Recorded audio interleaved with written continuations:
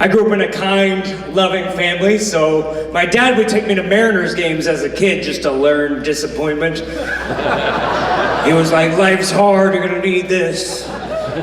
True story, I actually got hit in the head with a foul ball at a Mariners game when I was a kid. I know, explains a lot. But it's crazy to think about, right? All this time I thought, oh, maybe it was the ball that did the damage. Turns out it was the Tylenol. So that's pretty fun. We used to sit behind home plate at the Kingdom, and every time I'd bring a baseball glove. And every time my dad would look at me and go, why do you have a baseball glove? I'll be like, in case a foul ball comes, I can catch it. And he was like, there's a net. You're an idiot, but you're my idiot, so I got you some ice cream. One day, just like every other day, we were sitting there, pop fly comes up, lands in the third deck behind me. I sit down all disappointed. Suddenly the ball just drops and bounces off my head. Everyone around us is freaking out. The Mariners staff ran up, like, is he okay? My dad had to be like, he was like that before, don't worry about it. I was so lucky to have him as a dad, and I was so lucky to get to share him with so many people. Almost every show I do, people want to come up and talk to me. Dude, I grew up listening to your dad. I'm like, that's crazy, because I grew up not listening to my dad. But it's not true. Obviously, he was my hero. In middle school, I used to ask the school bus driver to change the radio station to the Bob Rivers Show. Wonder why I wasn't more popular. All the kids in my class wanted to listen to the newest hip-hop songs. I was like, have you heard Police Stop My Car? It's a banger. To this day, I only know the wrong words to Christmas music. That's why I'm not allowed at Target anymore. Every holiday season, I'm just walking around and holiday music comes on. I just automatically start going, walking around in women's underwear. Yeah, he's gone now, but the daddy issues will be with me forever. Everyone in my family grew up to be in entertainment, which is kind of crazy to think about, right? My uncles are musicians, my brother's a director, my cousin's an actor, my dad was on the radio, I became a comedian, so it is refreshing to know a regular job just wasn't possible with this DNA. I'm not a failure, it's just bad genetics. I'm just kidding, he's down there, come on. Sometimes I get jealous of my family members' careers. My uncle's a musician. When he gets sad, he can just write a sad song. When I get sad, I don't get to write a sad joke. I mean, I do all the time, but it's an accident. Crowds fucking hate it. I go, I'm grieving. They're like, come back when that shit's funny. Anyway, I just want to bring it up because I got like 10 more minutes of dead dad jokes and I need you guys to laugh. It's only been 6 months, I'm still not over it, and honestly, this job doesn't come with health insurance, so you're my therapy tonight. Wonder why comedians die so young. Shit, sad joke, I fucked it up, I know. My dad was super young when he passed, only 68. That's not even old enough to run for president anymore, you know? He had his whole life ahead of him. I noticed whenever I would tell people my dad had cancer, if it was a young person, they always go, oh, I'm so sorry. And if it was an old person, they always go, what were his symptoms? Because young people are like, I'm gonna live forever. And old people are like, I'm gonna die tomorrow. And people in their 40s are like, do you think this beam will hold? Not for everybody. It's tough having a sick parent, because I had to take care of him sometimes, you know? It was a real role reversal for when I was a kid, because he used to have to sit me down and be like, don't get in the van, the guy doesn't have candy. And then every time I talk to him, I'd be like, don't give out your social security number over the phone. You didn't win a contest.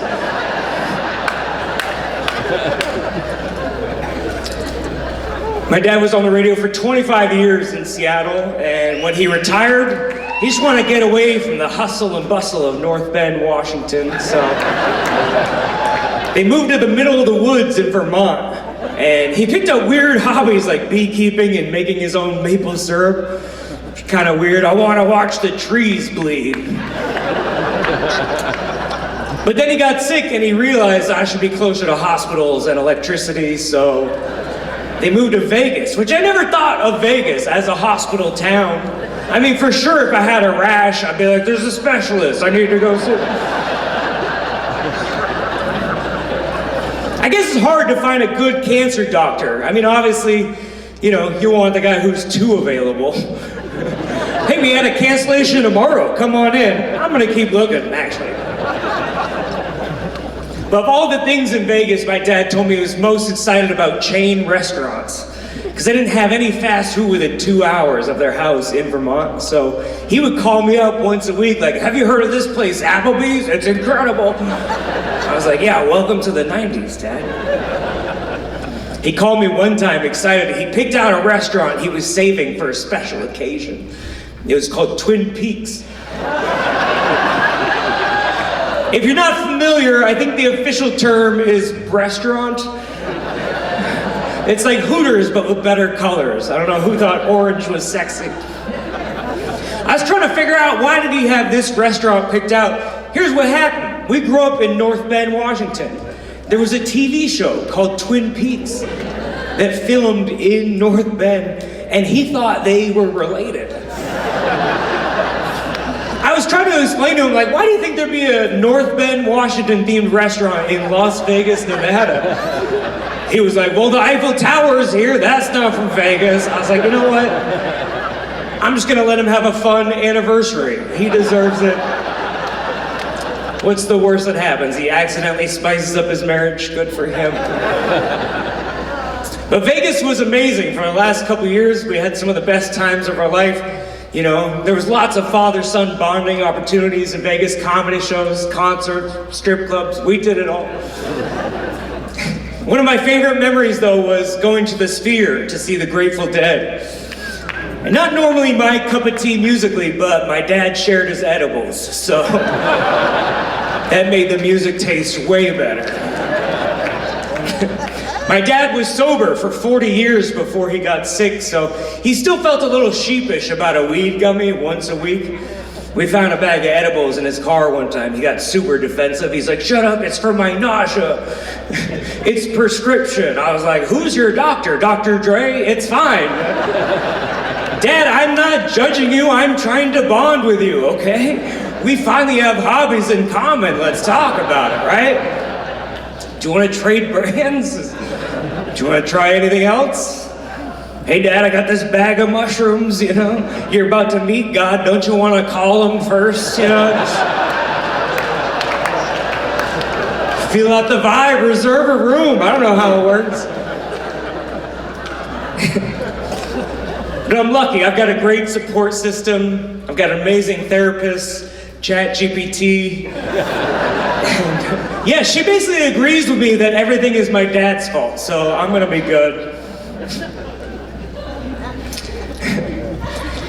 Everyone grieves differently, though. I've been doing drugs and going to concerts, just like Dad would have wanted. My brother does this crazy thing, I don't know if you've heard of this, he goes to church. So, similar, except I actually talk to God. I got nothing against religion and religious people. I think it's a great way to expand your community and make friends with some of the most annoying people in your neighborhood. But my brother is so kind and compassionate, and full of love. When my dad was sick, my brother would always ask permission to read him prayers. And even though we were more spiritual than religious, my dad would say yes, because he knew that's part of what Keith needed to feel better. One time, Keith was reading this prayer. It was like 5 minutes long. And when he finished, my dad opened his eyes and went, well, that was a marathon. And we got to laugh about it, which was fun. When it came time to plan the actual funeral, my brother was worried we weren't going to let him read some religious stuff. And we told him, you can do whatever you want. Dad's dead, he's not going to care anymore. He can't hurt you, technically.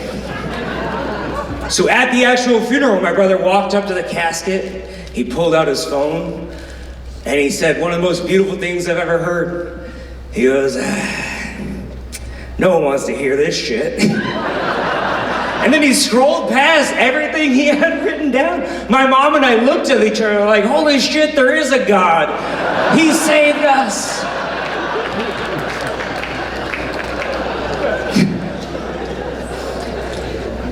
My dad and I were always very close, but our relationship evolved in the last couple months of his life. He actually became my sugar daddy. He started paying my electric bill for the last couple months of his life, which is another reason I didn't want him to die so soon, you know? I was like, let's keep this gravy train rolling. I don't know if you know this, Washington is one of the only states where you're allowed to have a death with dignity, which means if you're a terminally ill person and the pain becomes too much, you can sort of go out on your own terms. But you have to be a resident of Washington to do it. And my parents lived in Nevada, which is where old people go to hide their money. One way to establish residency is to have your name on a bunch of bills. Yeah, my dad was basically keeping my lights on in case he wanted to turn his off. Which is a pretty awkward conversation to have with your dad. I was like, are you sure you don't want to pay my rent also? Like, you never know how close they're gonna check these things. He didn't end up needing the hospice service. My mom got there first with a pillow. That's my mom's favorite joke, by the way, so fuck you guys for not laughing. Well, it turns out it's just really hard to schedule your own death, because, you know, he was out trying to live his life to the fullest until the last minute, but when you're that sick, you have a compromised immune system, so anything can take you out, right? Just like a cold, or a flu, or a hoax even. And so, by the time we realized he was about to die, it was too late. We called this hospice nurse and she goes, great, I'm gonna interview him over the next 2 weeks to see if he's eligible to die. My dad literally goes, good luck keeping me alive for 2 weeks. It's a crazy process because you have to convince this nurse that you're close enough to death that you might as well do it.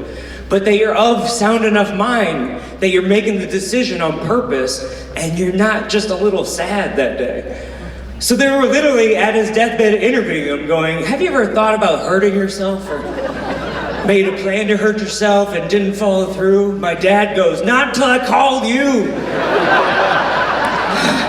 Like, holy shit, he is dying and killing at the same time. I'm so proud. But looking back, those are some of my favorite moments, you know? He wasn't, even though it wasn't his timing, it was still his terms.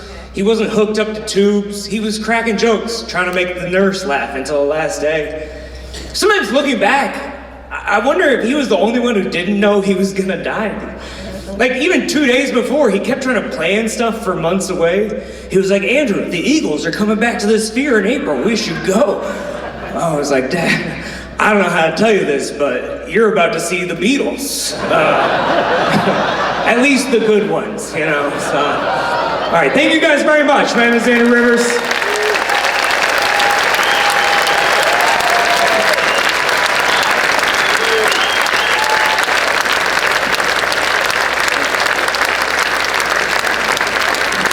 Sick son of a bitch.